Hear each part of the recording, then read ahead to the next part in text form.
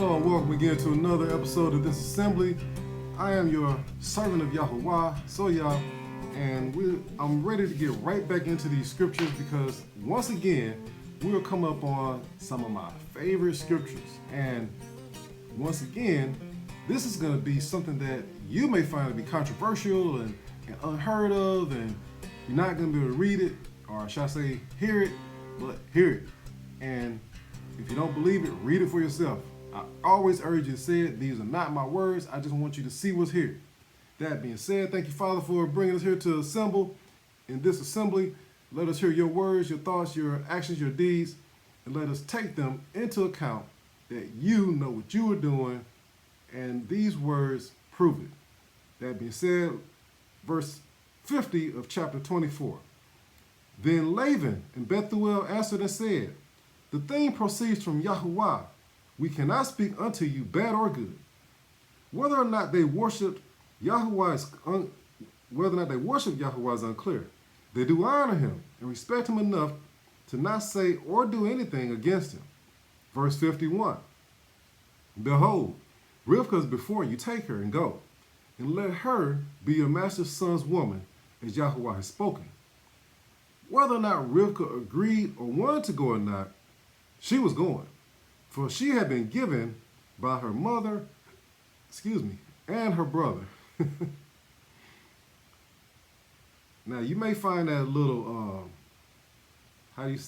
unpolitical. It don't sound very good, but she was given. She didn't have a choice here. Or at least not yet anyway. Verse 52, and it came to pass that when Abraham's servant heard their words, he worshipped Yahuwah, bowing himself to the earth. Verse 53, and the servant brought forth jewels of silver and jewels of gold and raiment and gave them to Rivkah. He gave also to her brother and to her mother precious things. It was shown that Rivkah was not just property to be given, but that she was valuable and precious. The things given her and her family were but a small demonstration to her that things could not equal her value, but symbolized how much more valuable than things she was. All right, verses 54 through 58. And they did eat and drink, he and the men that were with him, and tarried all night. And they rose up in the morning, and he said, send me away unto my master. And her brother and her mother said, let the damsel abide with us a few days, at the least 10. After that she shall go. And he said unto them, hinder me not, seeing Yahuwah has prospered my way. Send me away that I may go to my master. And they said, we will call the damsel and inquire at her mouth. And they called Rivkah and said unto her, will you go with this man? And she said, I will go. Now, this was another nice verse where you have the family of the woman that had been given, who wanted her to spend a little more time with them before she went off to probably never be seen again by them. And the servant of Abraham is saying, look here, my master's old, he's about to die soon. I would like for him to see his son happy with a woman before he goes. So, get out of my way. Let me take her and go, basically. And they said, okay, well, we'll ask her. And she was like, let's get this over with. I'm just go. That's how it sounded to me anyway. All right, verse 59. And they sent away Rivkah, their sister, and her nurse, and Abraham's servant and his men. Why did Rivkah need a nurse? Was she sick, or was this her nurse since birth, the woman that cared for her? Nonetheless, she had a nurse. Go figure. Verse 60 through 62. And they blessed Rivkah and said unto her, you are our sister. Be the mother of thousands of millions, and let your seed possess the gate of those which hate them. And Rivkah arose, and her damsels, and they rode upon the camels and followed the man, and the servant took Rivkah and went his way. And Yitschaq came from the wall of the well, Bere'Shiyth, Roi, for he dwelt in the country of the Negev. All right, now I lumped in there verse 62. You know, that was verses 60 through 62. However, the only part of that I really found interesting is in verse 60. It said, or should I say, they said, and let your seed possess the gate of those which hate them. At this particular time, they could only have been talking about the sons of Keth, you know, the Kenaanim, the Kitti, wherein whose land Abraham was now dwelling, where they were about to go to. They said, let your seed possess the gate of those which hate them. Do you feel hated? Have you felt hated? You know, we're going to get into a lot later on, but this is Abraham's people in his homeland saying that right now that they were amongst people that hate them. Think about that. This was a long time ago, but they were hated back then. Perhaps Abraham knew that, and that's why he dealt with them the way he did. But they said that you're going to be amongst people that hate you. Let your seed possess the gate. The gate is the door to the lands of where they are, meaning that they'll be able to go in and out of the land freely. Not saying that they will be free, but they will be able to go in and out freely. That's the only meaning you can really get in possessing the gate. Well, perhaps you could stretch that a little more to say that they will be able to open and close that gate. Open it to whom they want and close it to whom they want. Maybe they have a say in how the door to the gate is being used and for the purposes. All right? It didn't say that they would not be hated, but they would have a little power in who comes in and out. Just think about that. That's food for thought, food for later. All right, verse 63. And Yitschaq went out to meditate in the field in the evening, and he lifted up his eyes and saw, and behold, the camels were coming. Again, this is a good example of one lifting up his eyes and being able to see something. While it is unclear that he was looking out for them during his meditations, likely thinking on Yahweh his ways, he lifted up his eyes and saw. What could you possibly see if you studied on, practiced on, meditated on the ways of Yahweh? What might you learn or experience where you otherwise would not have? Think about that. Lift up your eyes to him and see what you see. Verse 64. And Rivkah lifted up at her eyes, and when she saw Yitschaq, she lighted off the camel. She lighted off the camel.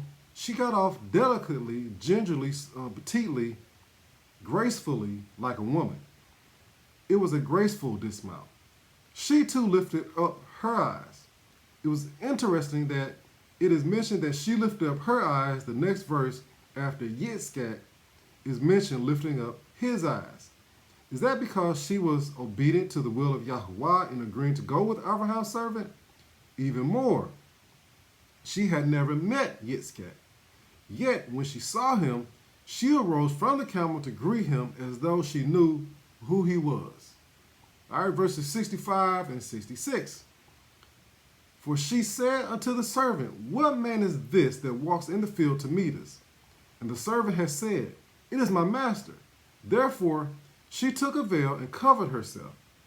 And the servant told Yitschaq all things that he had done. Verse 67. And Yitschaq brought her into his mother Sarah's tent and took Rivkah, and she became his woman, and he loved her. And Yitschaq was comforted after his mother's death. Now, this is the verse wherein the controversy is going to be revealed. To me, it's also hilarious how it happens. So bear with me for just a minute. We're going to get into this verse. This is verse 67 of chapter 24. A long chapter, yes. Rivkah does not belong to Yitschaq. So he took her.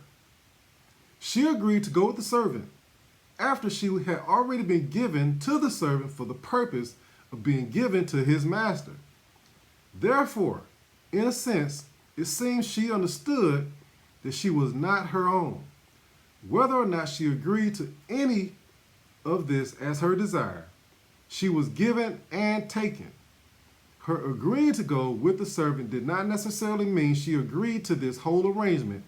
At the bare essence of it meant that she at least agreed to leave sooner rather than later. So, Yitschaq took her. Yet again, she was taken, in or out of her will. Yet, she was never recorded as agreeing or saying she wanted, was in favor, let alone desired any of it. And he loved her. That is a delicate way of saying that they had sex, all right? That is a delicate way of saying that they had sex. Possibly a little more than sex. Possibly he lifted her up. He showed her how valuable she was. He did good things for her. Nonetheless, priority is they had sex. He treated her delicately. He appreciated her womanhood. Yitschaq was comforted. I should hope so. Relations between a man and a woman is most comforting, particularly when having sex. The entire planet could be burning and the atmosphere being sucked into space, but relations between a man and a woman is a comforting way to go. Just to be clear, this passage says nothing of a marriage ceremony. There were no customs they followed regarding having to wait to consummate the union. He was old, all right? That is Abraham. Even if there were customs, he had little time for that. He was in need. Yitschaq saw a woman. He says, hey, you're mine, let's go. Next thing you know, she was pregnant. Abraham was smoking cigarettes. All right, I mixed it up a little bit. But nonetheless, the whole big controversy in Scripture is that during this time period, there were no marriages, all right?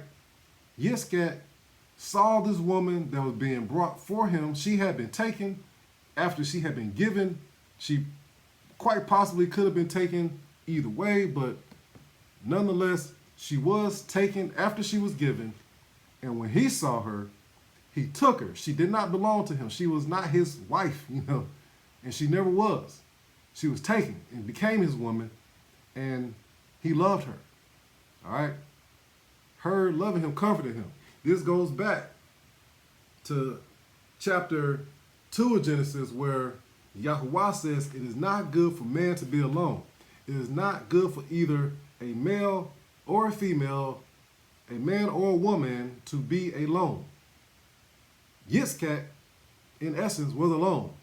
Now that his father's servant, was returning, and apparently he knew what the goal, the mission of the servant was, to bring him back a woman. When he saw the camels returning, he was probably excited. He was like, oh my goodness, I got me a woman. He saw her. He said, let's go. We about to do this. And it got done, and he was confident. It don't say nothing about Rivka. He got his. We don't know about her. Maybe that wasn't important at the time. I don't know, but, he was confident. So that will not sit well with a lot of people. I gave you this disclaimer. I didn't write this. This is what's here. This is what we have. Take it, leave it. It's up to you. There were no marriages at this time. They were not married. Neither was his father Abraham or anybody else already mentioned. They were amongst people that hated them.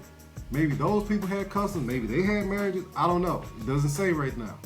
All I know right now is we're out of time, and we will pick this up later in chapter 25. Until that time, I am your servant of Yahuwah Sayah. I pray you enjoyed this good day. I will see you next time. Shalom.